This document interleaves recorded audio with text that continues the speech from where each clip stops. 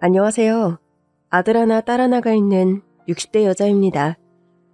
30여 년 전 애들이 아장아장 걷던 때가 엊그제 같은데 이제 자식 둘 모두 성인이 되었습니다. 애들이 자라는 사이 저는 천천히 늙은 거겠죠. 첫째는 아들인데 10달을 꽉 채워 태어났고 둘째는 딸인데 칠삭둥이라고 하죠. 10달을 못 채우고 7달 만에 태어났습니다. 어린 시절 저는 철물점과 전파사를 함께 운영하는 부모님의 장녀로 태어나 쭉 부모님의 일을 도우며 살았습니다. 제 이름은 연실, 남동생 이름은 건우인데 철물점과 전파사는 저희 남매의 이름에서 한 글자씩 따서 지었죠. 건실철물, 건실전파사, 건실하게 오래오래 가게를 하려고 지은 이름이라고 해요. 아버지는 주로 전파사에서 전자기기들을 수리하셨고 엄마는 철물점에서 자잘한 공구들과 그릇을 팔았습니다. 아빠는 언제부터 이렇게 손재주가 좋았어? 고장난 걸 어떻게 이리 뚝딱뚝딱 고쳐? 글쎄다, 아빠가 연실이 너 나이보다 어릴 적에는 가지고 놀 게 별로 없었어. 그냥 산과 들판이 놀이터였지. 아버지 또래 친구들은 산들에서 곤충 같은 것을 잡고 노는 것을 좋아했는데 나는 그렇게 활동적인 편이 아니었다. 몸이 약한 탓도 있었지. 우리 아버지가 가지고 계셨던 농기구나 연장들 관리하는 걸 좋아했는데 나중에 좀 더 자라서는 물건을 뜯어보고 조립하고 그런 게 아주 재미가 있더라. 나중에 이걸로 먹고 살게 될 줄은 몰랐지만 말이다. 그래? 그럼 아빠는 운이 좋은 거네? 저번에 순천에 놀러 갔을 때 순자 아줌마가 그랬는데 좋아하는 일로 먹고 살 수 있는 건 행운이래. 순자 아줌마가 그런 말을 하셨어? 순자 아줌마는 생선가게 하잖아. 그래서 아줌마한테 물어봤거든. 아줌마는 생선을 좋아해서 생선 장사를 하는 거냐고. 그러니까 뭐라고 하시지? 나라고 하루 종일 생선 대가리 자르는 일이 좋아서 하겠니? 먹고 살아야 하니 어쩔 수 없이 하는 거지. 그러시던걸? 그래, 다들 그런 거지. 땅 파면 밥이 나오냐 돈이 나오냐. 누구는 애들은 그냥 낳아만 놓으면 절로 큰다고 그러는데 애들이 절로 크던? 아니지. 먹이고 입히고 재우고 그게 다 돈인데. 그러니까 새끼들 먹여 살리려면 무슨 일이든 해야 하는 거 아니겠어? 어른이 된다는 건 참 힘든 것 같아. 나도 언젠가 어른이 되겠지? 그럼 연실이도 어른이 되지? 우리 연실이는 커서 뭐가 되고 싶은데? 나는 아빠처럼 막 시간 가는 줄 모르고 빠져있는 것도 없고 좋아하는 것도 없는데 꼭 뭐가 되어야 해? 그냥 아무것도 안 되는 어른은 나쁜 거야? 아무것도 안 될 수도 있지만 그래도 먹고는 살아야 하지 않겠니? 돈 아주 많은 남자한테 시집을 가면 그렇게 살 수도 있겠다만 그러는 게 쉽지 않잖아. 나중에 결혼하고 연실이 자식들이 생기면은 부모가 되면은 어른들이 하는 말이 이해가 될 거야. 지금부터 걱정할 것은 아니지. 경제가 막 성장한다고 했지만 당시는 컬러 텔레비전도 보급되기 전이었습니다. 좀 산다고 하는 집에서만 텔레비전이 있었기 때문에 그런 친구와 사귀고 친해지려고 다들 노력을 했어요. 친해지고 나면 친구 집에 놀러 갈 수 있고 텔레비전이라는 걸 구경할 수 있었으니까요. 현재는 집집마다 텔레비전이나 자동차 하나씩은 다 갖고 있잖아요. 그때는 자가용 자동차도 중산층들의 사치품이었습니다. 때문에 전파사를 하는 아버지가 주로 수리를 하는 것은 라디오, 선풍기 같은 것이었고 형광등보다는 백열전구를 더 많이 사용했기 때문에 전구가 자주 팔렸습니다. 집집마다 비상용으로 양초 같은 것도 가지고 있는 시대였습니다. 그저 철없을 때라 꿈도 야망도 없는가 보다. 언젠가 나도 나이가 들면 하고 싶은 일이 생기겠지 했는데 시간은 참 빠르게 흐르더군요. 고등학교를 졸업했지만 딱히 공부에는 소질도 욕심도 없었기에 20살이 되어 부모님의 철물점과 전파사 일을 도우며 지냈습니다. 한 동네에서 쭉 살았기 때문에 손님들은 사실 거의 동네 사람들, 이웃들이었죠. 나이가 드니까 영 눈이 침침해서 안 되겠어. 뭐 수전증이 있는 건지 손도 달달달달 떨리고.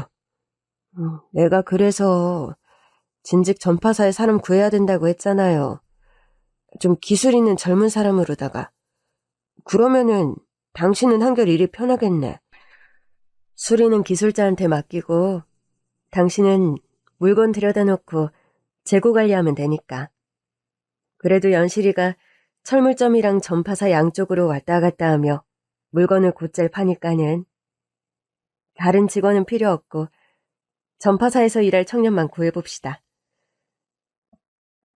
지역 신문에도 공고를 내고 동네 사람들한테 소개를 부탁한 지 몇 달 뒤 한 청년이 우리 아버지 전파사에서 일을 하게 되었습니다. 저보다 3살이 많은 남자였는데 거무잡잡한 피부에 다부진 몸으로 보여서 기술 일을 잘할 수 있을지 의심스러웠죠. 아무래도 앉아서 오밀조밀 손을 쓰는 것보단 힘쓰는 일을 더 잘할 것 같았거든요. 그럼 이거 고치는 거 내가 옆에서 봐도 되겠나? 네, 한번 수리해 보겠습니다. 아버지가 그 청년 제품 수리하는 것을 지켜볼 때 저도 옆에 있었어요. 그런데 역시나 사람은 생긴 것만으로 판단을 하면 안 되겠더라고요. 투박해 보이는 손이었는데 막상 공구를 집으니 어찌나 섬세하게 작업을 하던지 그냥 그 자리에서 뚝딱 고쳐내더라고요. 우리 아버지도 흡족한 듯이 보였어요. 그래서 이전에는 무엇을 하다가 왔나? 농사 짓는 부모님 일을 돕다가 군대를 다녀왔습니다. 전기기술 같은 것은 돌아가신 아버지께 배웠는데 군대에서도 요긴하게 쓰였습니다. 그렇구만. 아버지가 월남에 다녀오셨거든요. 무사히 돌아오셔서 참 다행이라고 생각했는데 후유증을 앓았고 참 고생하시다가 몇 년 전에 떠나셨어요. 참 좋은 용사셨구먼. 어쩌다가 이렇게 혼자 타지러 온 건지 궁금해서 물어봤네. 예, 일할 곳을 찾아 이리저리 다니다 보니 여기까지 오게 되었네요. 신문 광고를 봤는데 저한테 딱 맞는 일 같아서요. 이제는 한 곳에서 정착해서 자리를 잡고 싶은 마음입니다. 그래. 그렇다면 근처에 방을 얻었나? 정육점 하는 이씨 아저씨네 새방 하나를 얻었습니다. 그래. 여기서 멀지 않지. 다니기는 가까운 듯해서 잘 됐네. 여기 오는 손님들이야 거진 다 동네 사람들인데 그래도 심심찮게 술이 맡기는 일이 많거든. 잘 부탁하네. 그렇게 일자리를 찾아 떠돌던 총각은 우리 아버지 전파사에서 일을 하며 정착을 하게 되었죠. 저도 가게 일을 계속 돕고 있어서 자연스레 얼굴을 마주칠 일이 많았고 대화를 나누게 되었는데 어릴 적 코흘리기 때부터 봤던 동네 친구들을 볼 때랑은 다르더라고요. 가까이에서 대화만 나눠도 저도 모르게 얼굴이 발그레해지는 것 같고 물건을 전달하다가도 손이라도 스칠 때면 흠칫흠칫 놀랄 때가 많았습니다. 내가 이 사람을 좋아하는구나. 태어나 처음 느낀 연애 감정이었어요. 그때 제 나이 23, 그 남자가 25이었습니다. 꽃다운 청춘에 서로 알게 되어 자연스레 마음이 깊어졌고 인연을 좋은 감정으로 만나다가 그이와 결혼을 하게 되었어요. 결혼을 하고서는 아예 남편과 제가 우리 아버지 전파사를 물려받았죠. 그때까지는 그래도 전파사로 먹고 사는 게 괜찮았거든요. 아버지는 전파사를 사위에게 물려준 뒤 첫째 아들이 유치원에 가기 전 그만 세상을 떠나셨습니다. 3년이 지나 둘째 딸이 태어날 때쯤부터 전파사를 운영하는 게 예전만 하지 않았어요. 우리 애들이 초등학교 들어갈 시기가 되자 본격적으로 인터넷 시대가 열렸거든요.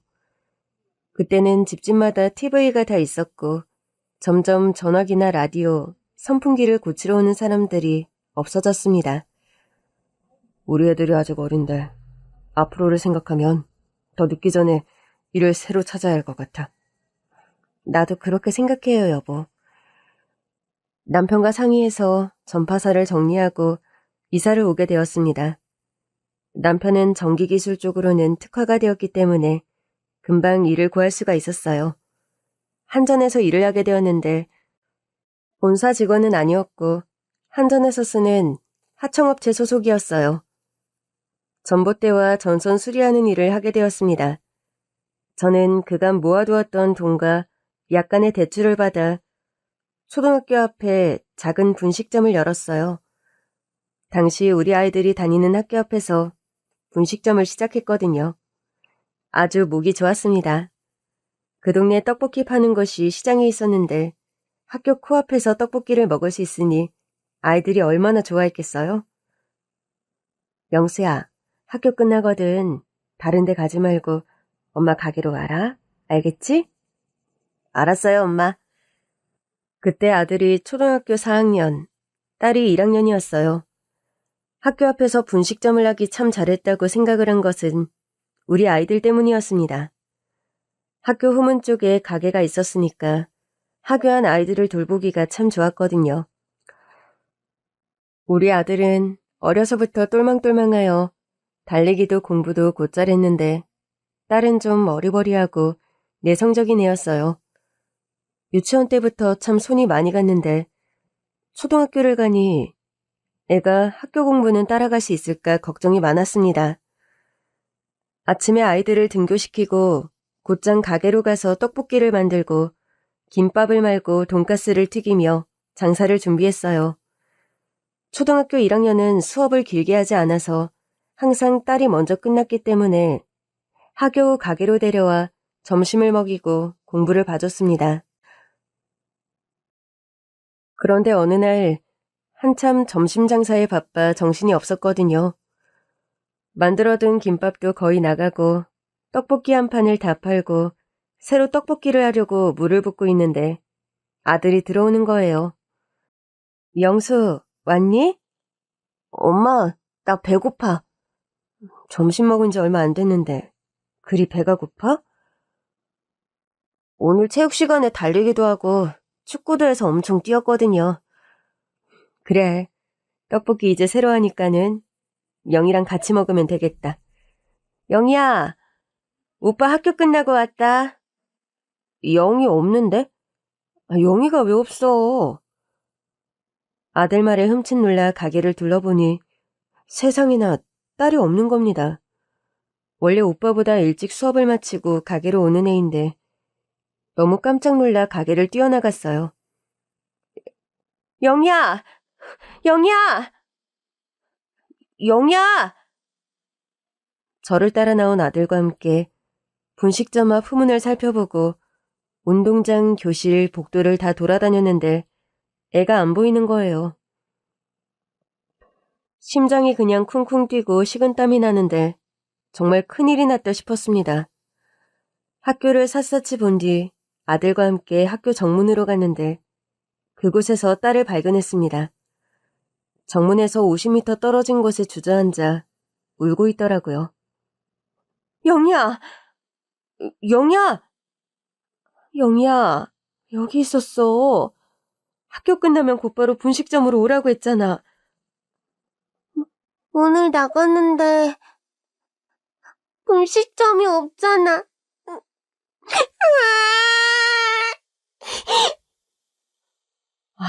이 문이 아니라 저쪽 문이잖아. 정문 말고 후문. 후문으로 나와야지. 아니, 잘 찾아오다가 오늘 갑자기 왜 그랬어? 엄마랑 오빠 얼마나 놀랐다고. 문으로 나갔는데 엄마가 안 보였다고. 왜 나한테 그래?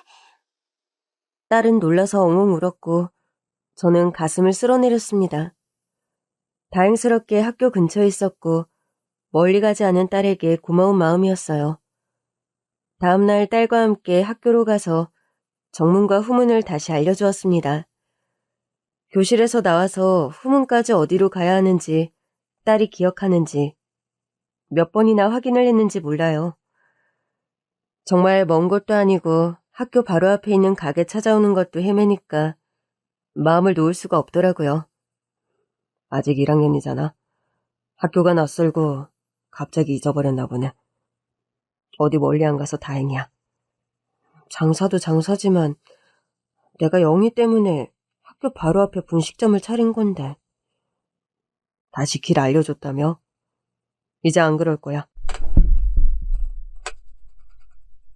8살 아이에게 너무 많은 것을 바란 것일까요?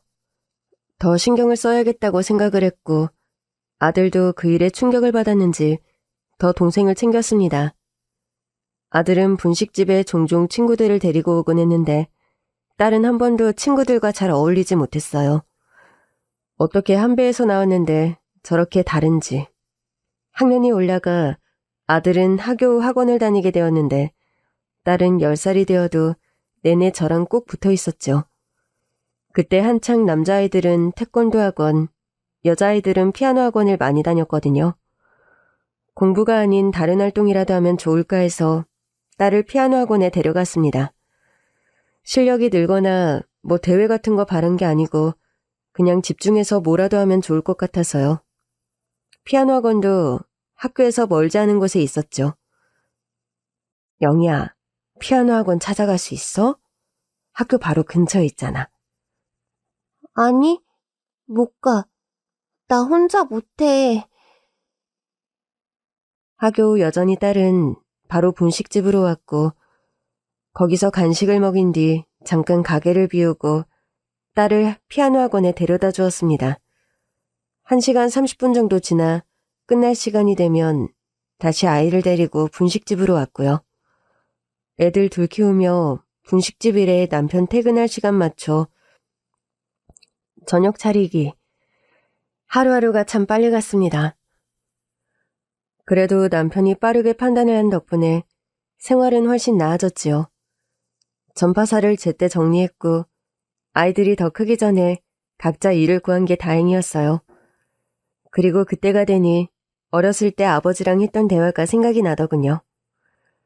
이렇게 학교 앞에서 아이들 상대로 떡볶이, 김밥, 돈가스를 팔며 생활을 유지하게 될 줄 몰랐는데 아버지의 말이 맞았습니다.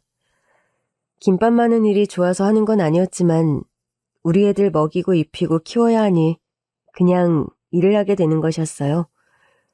그래도 하루하루 아이들 커가는 것, 남편과 열심히 살며 생활을 유지하는 것.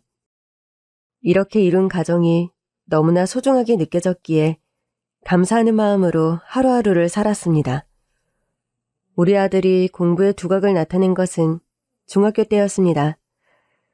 초등학교 때도 집중력이 좋고 진득하니 앉아 공부하고 스스로 할 일을 하는 애였는데 중학교 올라가자마자 1학년 때부터 반에서 1등을 놓친 적이 없었고 항상 전교에서 상위권을 유지했죠. 당신도 나도 공부 쪽에 소질이 있는 게 아닌데 우리 영수는 어떻게 이렇게 공부를 잘하지? 나보다는 당신을 닮은 것 같지? 집중력도 좋고 진득하게 앉아있는 걸 잘하잖아. 난 어려서부터 그런 걸 못했는데. 나야 그냥 전기전선 쪽에 한정되어 있지. 나라고 책에 취미가 있었나? 참 신기하네. 그래도 영수가 저렇게 공부를 잘하니까 열심히 벌어서 뒷바라지는 해줘야지. 혹시 알아? 우리 영수 나중에 큰 인물 돼서 이름 널리 알리는 사람이 될지? 영수야, 아무 걱정이 없지. 나는 영희가 걱정이야. 이제 초등학교 4학년인데 아직도 덧셈 뺄셈을 어려워해서 애를 먹고 있잖아. 산수 쪽 머리가 아닌가 봐. 그래도 감수성은 풍부하잖아. 피아노 학원 꾸준히 보내길 잘한 거 아니야? 여보, 안 그래도 피아노 선생님한테 전화가 왔었어. 뭐라고? 영희 계속 피아노 학원 다니게 할 거냐고. 너무 산만하고 큰 흥미도 없고 요즘에는 특히나 피아노 치는 것도 안 좋아해서 학원에서 아무것도 안 하려고 한다고 하네. 남편은 딸이 감수성이 풍부하다고 좋게 표현을 했지만 제 생각에는 감정 기복이 큰 거였어요. 11살인데도 유치원 애처럼 자기 마음에 안 들면 울면서 때를 쓸 때가 많았고 무엇을 해도 큰 흥미를 갖지 못하고 금방 그만두고는 했거든요. 학원이야 매달 학원비를 받으면 좋은 건데 학원비를 안 받아도 되니 사실상 학원을 그만 보내는 게 좋겠다는 피아노 학원 원장의 말에 걱정이 되었어요. 남편은 그냥 성격이라며 큰 걱정을 하지 말라고 하니 제가 예민한 건가 유난을 떠는 건가 했어요. 그대로 초등학교 고학년쯤 되니 친구도 사귀어 종종 분식집에 친구들도 데리고 오고 조금씩 학교에 적응을 한다고 생각했습니다. 아들이 중3이 되었을 때 학교 선생님이 아들이 외고에 지원을 해도 좋을 것 같다고 하더군요. 중학교는 그냥 평범한 공립학교였는데 거기서 외고를 가는 학생이 많지 않아서 선생님들의 기대가 큰 것 같았습니다. 그런데 막상 아들은 외고 생각이 없다는 거예요. 아니, 왜 외고를 가지 않겠다는 거냐? 선생님 말로는 충분히 합격할 만하다고 하던데. 외고는 거기 안에서 내신 따기도 힘든 것 같아요. 날고 긴다는 잘하는 애들만 모인 곳이라서요. 그냥 인문계학교 가서 거기서 열심히 공부할게요. 아들은 덤덤했지만 학교 선생님들이 오히려 안타까워했어요. 외고 합격 현수막을 교문에 걸 생각을 하면서요. 하지만 아들은 경쟁을 피하려고 외고를 포기한 게 아니었습니다. 학비 생각을 했던 거예요. 나중에 저한테 따로 말을 하더라고요. 엄마, 외고는 학비가 비싸요. 다 사립이잖아요. 네가 왜 돈 걱정을 해? 아빠도 열심히 일하시고 엄마 분식점도 괜찮은데. 아무리 생각해도 외고 학비 감당할 정도는 아닌 것 같아서요. 저 그냥 일반 고등학교 가서도 열심히 공부할게요. 외고에서는 수시로 많이 대학에 가는데 일반고가 외고나 자사고에 비해 밀리지만 수능은 공평하니까 저는 고등학교 때부터 정시 생각해서 수능 공부에 집중하려고 해요. 그리고 꼭 학비 아니더라도 외고는 크게 생각 없어요, 엄마. 중3 때부터 철이 들어 말을 어른스럽게 하는 게 참 어떻게 이렇게 속이 깊을까 하는 생각이 들었습니다. 자기가 한 말은 꼭 지키는 아들이었기에 그 말처럼 고등학교에 가서도 공부를 열심히 했어요. 그런데 그때 우리 가족에 생각지도 못했던 큰 불행이 닥쳤습니다. 아침 일찍 일을 나갔던 남편, 정전이 났던 동네에서 전봇대 전선을 수리하던 남편이 감전사고로 그만 갑작스럽게 세상을 떠난 것이었습니다. 사고 소식을 들었을 때부터 앞이 캄캄했어요. 정말 갑자기 세상 모든 불빛이 나간 것처럼 깜깜해지더니 그대로 정신을 잃고 말았죠. 깨어난 곳은 병원이었고 눈을 뜨니 아들과 딸이 양옆으로 제 손을 잡고 울고 있었습니다. 아침에 출근하며 나눈 인사. 오늘도 수고해라. 잘 다녀와라. 그게 마지막 말이었습니다. 갑작스러운 사고도 충격이었지만 사인이 감전이라니 그걸 생각할 때마다 아직도 가슴이 저미는 듯 아파옵니다. 얼마나 고통스러웠을까. 더 잘 챙겨주지 못한 거, 아이들 키우고 가정을 책임진다고 일만 하다가 떠나버린 듯하여 너무나 미안한 마음이었습니다. 아직 고등학생인 아들, 그리고 중학생인 딸을 생각하면 계속 일을 해야 했어요. 아이들 뒷바라지만큼은 최선을 다하고 싶었던 것, 그게 남편의 뜻인 것을 알았기에 저라도 그 뜻을 이어가야 했습니다. 고등학교 때 그 힘든 시기에 아들은 버텨내었고 서울대학교에 합격을 했습니다. 대학을 1년 다니고 군대에 간 아들, 그리고 딸은 20살이 되어 저의 분식집 일을 도우며 지냈습니다. 저도 20살 때부터 부모님 가게 일을 도우며 지냈거든요. 저희 딸도 그렇게 되었습니다. 거스름돈 3,000원이요. 왜 3,000원이에요? 왜? 맞잖아. 아니, 이상한 누나다. 3,000원이 아니라 3,500원을 주셔야죠. 아줌마, 이 누나가 거스름돈을 적게 주려고 해요. 왜? 무슨 일이야? 얼마 줬고 뭐 시켰지? 제가 음식을 만들 때 딸이 계산대를 맡곤 했는데 가끔 계산을 틀려서 거스름돈을 잘못 주는 일이 생겼습니다. 거스름돈을 적게 주는 것은 손님이 알아채고 따지니 다시 바로잡았는데 거스름돈을 더 많이 줬을 때는 그냥 말없이 그 돈을 쓱 받아가는 경우가 많았어요. 아니, 계산이 복잡한 것도 아니고 1,000원 아니면 500원 단위로 다 가격이 되어 있는데 왜 자꾸 헷갈려? 몰라. 나 계산 안 해. 어려워. 그러면 뭘 할 건데? 뭘 배울 수 있어? 김밥 마는 게 나을 것 같아. 튀기는 건 싫어. 뜨거워. 무서워. 그러면 김밥 마는 거 가르쳐 줄 테니 한번 잘 따라해봐. 도저히 딸한테는 계산하는 일을 맡길 수가 없었고 김밥 마는 것, 글을 서빙하는 것, 탁자 치우는 것, 간단한 일을 맡겼어요. 어려서부터 계속 걱정이 되었는데 20살이 넘어서도 이러니 계산만이 문제가 아니었죠. 아주 사소하고 일반적인 생활에서도 미심쩍은 일이 종종 생겼습니다. 엄마 이거 이상해.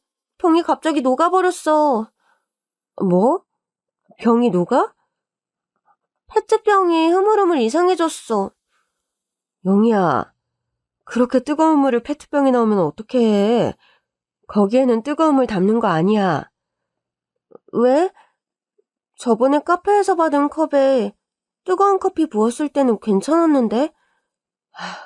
그때는 컵에 얼음이 들어있었잖아. 지금은 그냥 뜨거운 물만 부은 거고. 아니, 왜?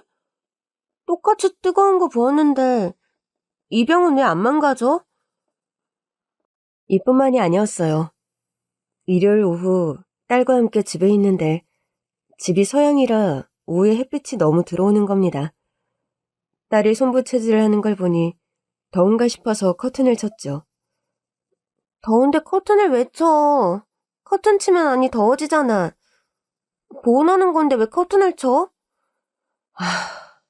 햇빛이 너무 들어오니까 햇빛을 가려야지. 그래? 커튼을 치면 집이 더워지는데? 일상생활 기본적인 상식에서 종종 저를 당황시킬 때가 많았고 저는 더 이상 이를 두고 볼 수가 없었어요. 아들은 무사히 전역을 했고 복학을 학교를 다니고 있을 때였고 딸은 23이 되었습니다. 공부하느라 바쁜 아들이었지만 가족 문제였기에 아들에게 조심스레 말을 했죠. 영수야, 엄마 생각에 영희를 병원에 데려가야 하지 않을까? 왜? 영희가 어디 아파? 너 군대 가 있느라 영희랑 떨어져 있었지만 엄마는 영희랑 내내 같이 있었는데 20살 되고 나서 쭉 가게 일도 하는데 아무래도 검사를 받아봐야 할 것 같다. 지능 검사요? 그래. 옛날 어른들이 7푼이다 8푼이다 그랬는데 그게 꼭 10달을 못 채우고 7삭둥이 8삭둥이로 태어나 좀 모자란 애들한테 7푼이 8푼이 농담으로다가 그리 불렀는데 아무래도 영희가 그런 것 같아. 검사를 받아야 하겠지? 좀 더 일찍 했어야 했는데 정말 네 아빠 그리 돌아가시고서는 너무 사는 게 바빠서 너무 늦은 건 아닌지 모르겠구나. 늦었다고 생각할 때가 제일 빠른 거라고 하잖아요. 딸한테 병원에 가자고 이야기를 했지요. 차분하게 아들과 함께 설명을 하는데 딸이 절대 병원에를 가지 않겠다고 하는 거예요. 오빠까지 왜 그래? 내가 바보야? 오빠 서울대 다니고 똑똑하다고 나 바보 취급하는 거야? 오빠가 남들보다 지나치게 똑똑한 거지. 나는 그냥 보통 사람인데 왜 나를 아픈 사람처럼 보는 거야? 엄마도 오빠만 좋아하고 안 똑똑한 사람은 자식도 아니야? 나 병원 안 가. 절대 안 가. 나 이상한 사람 만들지 말란 말이야.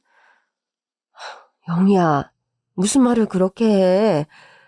엄마한테는 오빠도 영희도 다 똑같은 자식이지. 똑같이 사랑하고 눈에 넣어도 안 아픈 자식인데 엄마가 영희 너랑 떨어져 지낸 적도 없고 너랑 매일 같이 지내는데 그거 아니야, 영희야. 거짓말. 엄마는 거짓말쟁이. 내가 작은 거 하나 까먹고 실수해도 막 슬픈 표정하면서 나 눈치 보게 하잖아. 난 어려서부터 수학이 어려웠는데 내가 계산 좀 틀린다고 막 뭐라고 하고, 엄마는 내가 가게 일도 열심히 돕는데 서울대 다니는 오빠만 최고지? 영희야, 그건 오해야. 오빠랑은 전혀 상관없어. 엄마가 너를 사랑하니까 이렇게 말하는 거지. 우리 영희 잘 살아야 하니까 그런 거지. 나 때문에 아니잖아. 엄마 편하려고 그런 거잖아. 어찌나 완강하게 버티고 난리를 치는지 기간을 두고 몇 번을 더 말해봤지만 꿈쩍도 하지 않았습니다.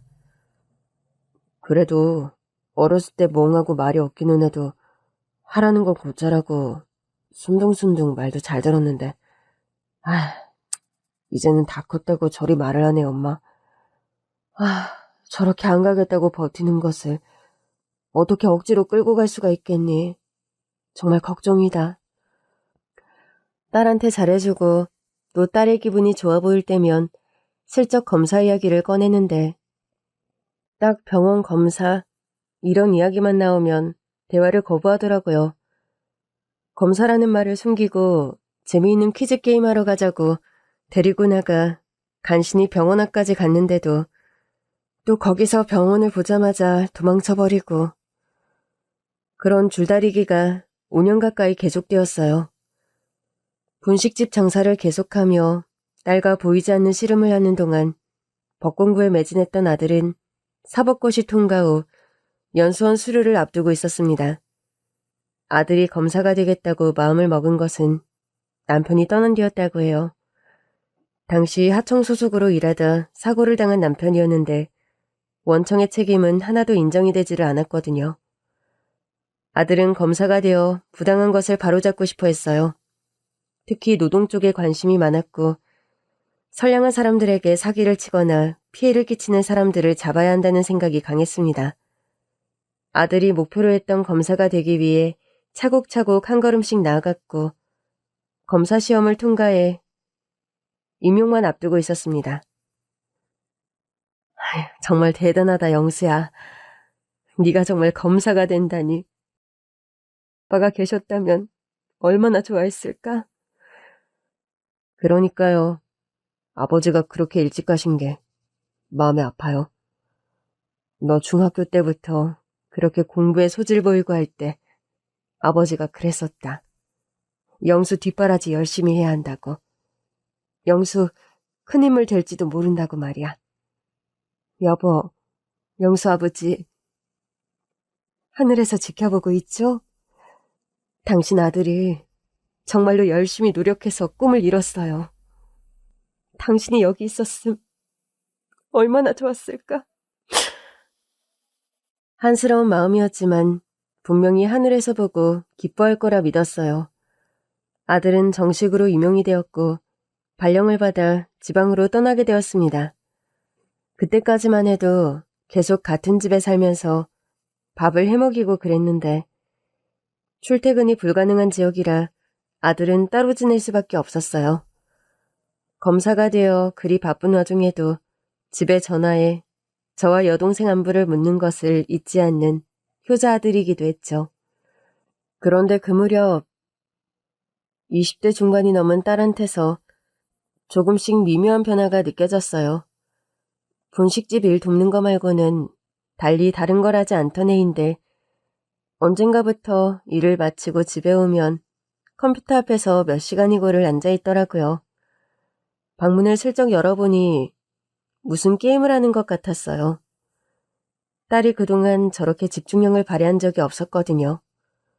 먹고 사는 것에는 아무 도움도 안 되는 게임이라지만 딸이 몰두하는 게 생겼다고 하니 그게 신기하기도 했습니다. 그리고 그 무렵 주말에는 외출도 종종 하더라고요. 게임에 빠져 지낸 지 6개월 후 딸이 갑자기 저한테 만나는 사람이 있다고 하더군요. 나 남자친구 있어, 엄마. 나를 많이 아껴주고 사랑해주는 사람이야. 뭐? 남자친구? 연애를 한다고 영희 네가? 엄마는 여태 몰랐어? 눈치가 없는 거야. 나한테 관심이 없는 거야? 너 주말에 예쁘게 하고 나가길래 내가 슬쩍 물어봤을 때 너 그냥 친구랑 약속이 있다고 했잖아. 고등학교 친구 만난다면서.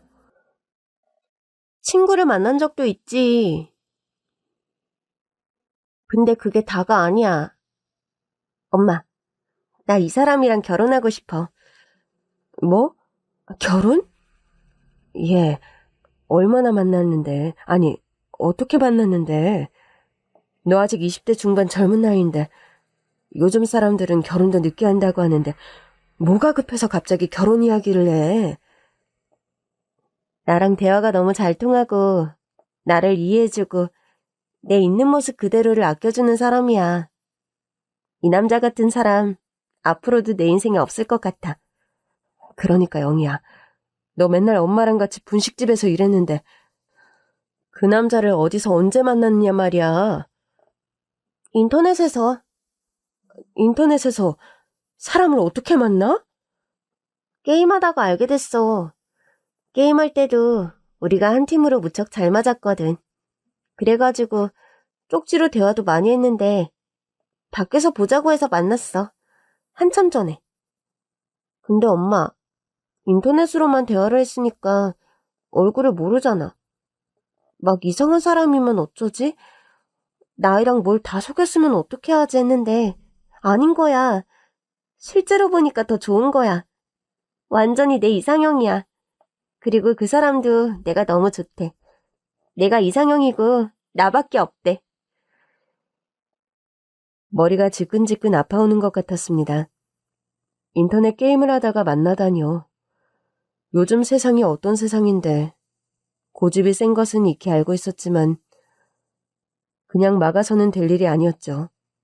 그래서 그렇게 진지하고 사랑한다고 하면은 엄마한테도 소개를 시켜달라고 했어요. 그랬더니 정말 일주일 후에 분식점으로 딸이 만난다는 남자가 찾아온 거예요. 안녕하세요, 어머님. 최신욱이라고 합니다. 영희 씨와는 6개월 정도 알고 지냈는데 참 저희가 관심 분야 취미도 비슷하고 여러모로 잘 맞아서요. 어머님께 인사드리고 싶었는데 이렇게 뵙게 되어 영광입니다. 안녕하세요. 영희 엄마예요. 그런데 이게 웬걸? 어떤 나쁜 놈이 순진한 내 딸을 꿰어냈나. 그런 생각을 하고 멋대로 그놈을 상상했는데 허우대가 멀쩡하고 훤칠하니 또 서글서글하고 인상이 좋은 남자가 떡하니 나타난 거예요. 사실 저희 딸이 맹한 데가 있고 달리 보면 순진한 것인데 얼굴은 곱고 예뻤거든요. 우리 딸 얼굴에 반한 것인가. 사실 제 딸을 생각하며 검사를 받아야 하고 치료까지 생각하고 있는 걸 이 남자가 아는 건가 걱정이 되었죠. 나쁜 사람처럼 보이지는 않았습니다. 아무튼 처음에 남자친구가 생겼다고 했을 때 웬 상상 속의 남자를 말하는 건가 했는데 분식집까지 찾아와 깍듯하게 인사를 하고 딸한테도 잘하는 것을 보니 조금은 마음이 놓이더군요. 엄마한테 신욱 씨가 인사드렸잖아. 나도 다음 주에 신욱 씨 집에 인사 가려고. 엄마, 신욱 씨도 우리처럼 아버지가 안 계시대. 엄마랑 둘이 살고 있대. 그 집도 아버지가 안 계신다고? 사별하신 거래? 사별? 그러니까 아버지가 돌아가신 거냐고. 그거까진 모르겠어. 그냥 집에 안 계시대. 멀리 가셨대. 사별인지 이혼인지 집마다 다 사정이라는 게 있는 법인데 너무 꼬치꼬치 신문하듯 묻는 것은 아닌 것 같더라고요. 신문은 검사인 우리 아들이나 하는 것이지 제가 할 건 아니었으니까요. 딸은 그 다음 주에 그 남자 집에 다녀왔다고 했는데 어찌나 표정이 밝은지 전 우리 딸이 태어나 그때만큼 기분이 좋고 행복해하는 걸 본 적이 없었습니다. 엄마, 신욱 씨 엄마 되게 좋으셔. 엄청 친절하고 그리고 착해. 천사 같은 분이야. 그래? 그 집 어머니가 너를 마음에 들어 하시는 것 같아? 나보고 엄청 착하대. 뭐라더라? 요새는 여우 같은 애들이 많은데 요즘 사람 같지 않게 순하고 심성이 고운 게 제일로 마음에 든대. 그리고 나 분식집에서 엄마 도와서 일한다고 했거든. 그랬더니 엄마가 분식집을 그리 오래 했냐면서 얼마나 손맛이 좋고 음식을 잘하면 오래 장사를 하냐고 나도 엄마 닮아서 요리를 잘하겠다고 그것도 참 좋다고 하셨어. 아주 네 말을 듣고 보니 내가 그 자리에 있었던 것만 같구나. 뭐 보태서 말한 것은 아닐 테고 푸시 하나 빠지지 않고 이야기를 해주는데 우리 영희가 이렇게 기억력이 좋았나? 거봐, 나 기억력 좋아. 똑똑하지? 이제 나 바보로 생각하지 마. 엄마, 난 평범한 사람이야. 남들은 내가 착해서 좋다고 하는데 엄마만 맨날 나 걱정하지? 엄마가 걱정하는 건 영희가 엄마 딸이니까 아끼고 사랑해서 그러는 거지. 엄마는 우리 영희가 행복하면 돼. 다른 건 아무것도 바라는 거 없어. 딸은 아주 연애에 푹 빠졌습니다. 분식집에 남자친구인 청년이 가끔 놀러왔고 딸 역시도 예비 시댁인 집에 자주 놀러 가더라고요.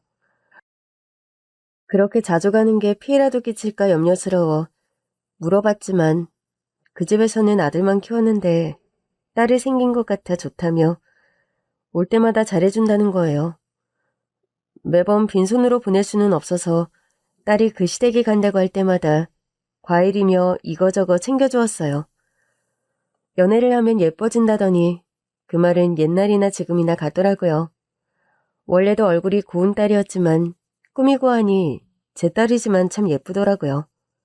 아들이 안부 전화를 했을 때 말을 하니 놀라더군요. 영희가 누구를 만나요? 어떻게? 뭐 집신도 짝이 있다더니 영희도 제 짝을 만났나 보더라. 세상이 좋아지니 남녀가 만날라 치면 그렇게도 만나네. 엄마가 만나보셨어요?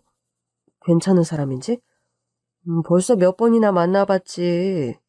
분식집에도 자주 놀러오는걸? 훤칠하고 서글서글한 게 꼭 젊을 때 네 아빠 보는 것 같기도 하고. 하여튼 괜찮은 총각인데 결혼까지 생각하는 것 같더라고. 결혼이요? 그래. 영희가 결혼하고 싶대. 그 남자는 그 집에서는 영희 잘 알아요? 엄마가 걱정하는 그 부분. 그것도 내가 지난번에 왔을 때 그 남자친구라는 사람한테 이야기를 했다. 그런 건 중요한 거니까 숨기거나 하면은 안 되잖아.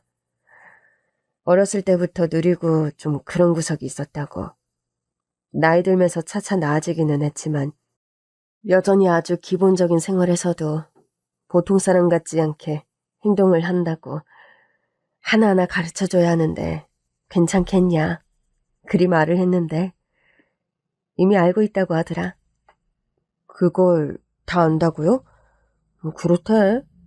그냥 처음에 순박하고 순수하구나 그랬는데 왜 오래 만났는데 모르겠어. 가끔 상식 밖의 행동을 당연한 듯 하는데. 근데 그 남자친구라는 사람이 참 착한 게 그냥 영희 자체를 좋아한다고, 사랑하고 많이 아낀다고, 부족한 것은 하나하나 가르치면 되고 사는데 큰 문제 없다고, 부족한 거 서로 메워주며 사는 게 부부 아니냐고 그리 말을 하더라고. 그래요? 요즘 젊은 사람 중에 그런 사람이 다 있네요. 아무튼 엄마도 걱정이 많았을 텐데 다행이에요. 결혼하고 그 사람 말처럼 잘 살면 엄마 한시름 놓지. 너는 별일 없지? 잘 지내고 있어요. 아, 그런데 무척 바빠요. 검사도 일반 회사 생활하는 직장인이랑 다를 게 없는 것 같아. 책상에 결제해야 할 서류 한가득 쌓여있고 사건 기록 꼼꼼하게 읽고 뭐 처리하다 보면 저녁은 아주 금방 지나가요. 먹는 건 잘 챙겨 먹고 사니? 아, 혼자 사는데 그게 제일 걱정이다. 괜찮아요, 엄마. 주변에 맛있는 식당도 많고 혼자서 밥도 잘 먹어요. 어딜 가도 엄마 밥보다 맛있는 밥은 없지만 조금 한가해지고 하면 갈게요. 그래, 아들. 바빠도 건강이 최고라는 거 잊지 말고. 참, 몇 개월 뒤라 한참 남았기는 한데 그래도 상견례는 올 거지? 그 집도 아버지가 안 계시대. 그래서 아들이랑 엄마 둘만 나온다고 하는데 너도 같이 가면 좋겠구나. 시간 내볼게요. 아들 말을 들으니 검사도 아주 업무 강도가 높은 직업이더라고요. 그렇게 아들과 통화를 하다가 갑자기 뭐가 생각이 나서 딸을 불러 물어봤어요. 영희야, 네 남자친구한테 아니면 그 예비 시어머니한테 오빠 이야기도 했니? 오빠? 오빠 이야기 뭐? 그러니까 네 오빠가 검사라고 그런 이야기를 했냐고. 안 했는데? 정말? 아, 왜 그런 이야기를 안 했어? 몰라. 오빠 있는데 그냥 멀리서 일한다고 했어. 무슨 의도로 말을 안 한 건진 모르지만 아마도 예전부터 오빠가 똑똑하다는 것에 자기도 모르게 자격지심이 있던 터라 검사라고 하면 비교가 된다고 생각했는지 말을 안 했더라고요. 제 입장에서는 혹시나 딸의 오빠 되는 사람이 검사라고 하는 것을 알고서 일부러 뭘 노렸나 그런 의심을 안 할 수가 없었거든요. 그래서 딸이 제 오빠 직업을 말을 안 한 것을 다행이라고 생각했죠. 그리고 몇 달이 지나 상견례 날이 되었습니다. 모처럼 옷도 새로 해서 입고 설레는 마음으로 갔어요. 딸은 오전부터 일찍 움직였는데 상견례 장소에서 만나자고 했거든요. 그래서 아들과 함께 갔습니다. 예약하셨나요? 아, 네, 예약했습니다. 우리 사위 최신욱 이름으로 예약이 되어 있나요? 안내해드리겠습니다. 직원의 안내를 따라 예약룸에 갔죠. 아들은 화장실에 들린다고 했거든요. 심호흡을 한번 하고 예약룸 문을 열려고 하는데 안에서 찰싹 소리가 나는 게 아니겠어요? 깜짝 놀라 문을 열어보니 예비 시모가 반팔 블라우스를 입은 딸의 팔 쪽으로 손을 올리고 있었어요. 인연, 제대로 못해? 영희야, 아니 지금 이게 뭐 하는 짓이에요? 왜 남의 딸한테 손찌검을 해요? 아니 그게 아니라 무슨 이런 고급 식당에 모기가 다 있네. 모기를 잡으려다가 그런 건데 오해를 하지 마세요. 내 눈으로 똑똑히 봤는데 오해라니? 처음에는 허둥지둥하던 예비 시모라는 여자는 이내 눈빛이 싹 달라지더니 저한테 그럽디다. 솔직히 사부인 되시는 분도 딸이 어떤지 아시지요? 많이 가르쳐야 하는 애인데 아주 찬실수가 많아요. 내가 오기 전에 뭘 맡겼는데 오는 길에 그걸 잊었다지 뭡니까? 아유, 예쁘다 예쁘다면서 가르치는 것도 한계가 있지. 이거는 뭐 사부인께서 진즉에 가르쳤어야 하는 건데 내가 가르칠 마음을 먹었으니까 그렇게 아세요. 화가 나서 뭐라고 하려는 순간 마침 우리 아들이 화장실에 갔다가 예약룸으로 왔어요. 아들이 방에 들어서는 순간 예비 사부인 그 여자가 아주 우리 아들 앞에 넙죽 엎드리더라고요. 이게 어떻게 된 일인지 어리둥절하는데 사부인 그 여자 얼굴이 새파랗게 질렸어요. 김영수 검사가 여기를 어떻게... 우리 아들을 아세요? 무슨 일이에요, 엄마? 미처 상황을 목격하지 못한 아들에게 조금 전 상황을 이야기했더니 아들의 표정이 차갑게 굳었습니다. 그 여자는 다시금 자세를 낮춰 오해였다고 앞에서 한 말도 날이 더워 헛소리를 한 거라며 재차 사과를 하는 거였어요. 우리 딸은 고개를 푹 숙이고 말없이 앉아 있었습니다.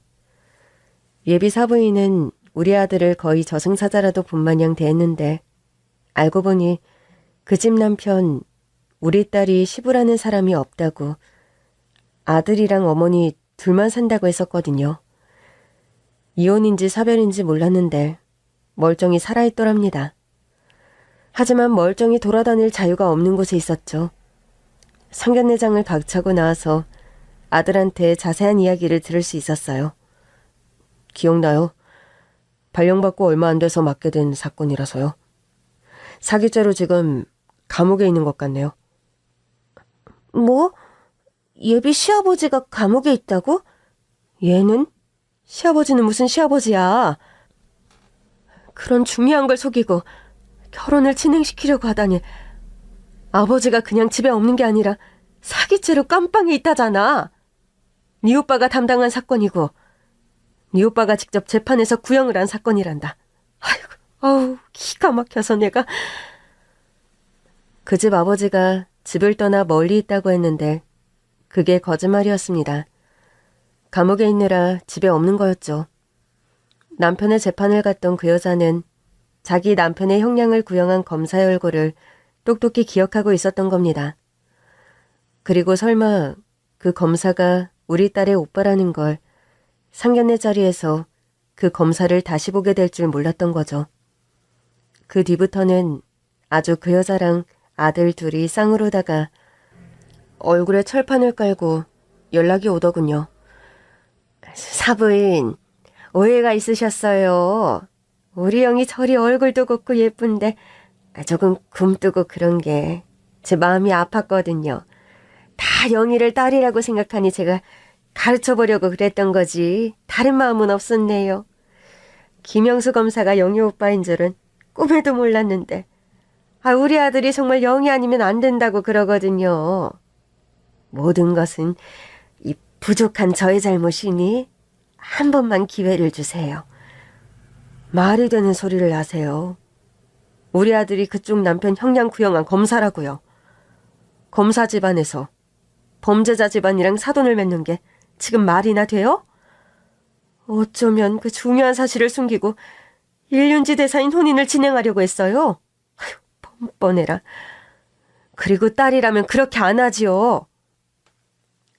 어디 남의 집 귀한 자식 몸에 손을 함부로 올립니까? 이게 다 우리 영이 구해내라는 하늘의 뜻인 것 같네요. 우리 아들 아니었으면 어쩔 뻔했어. 다신 연락하지 마세요.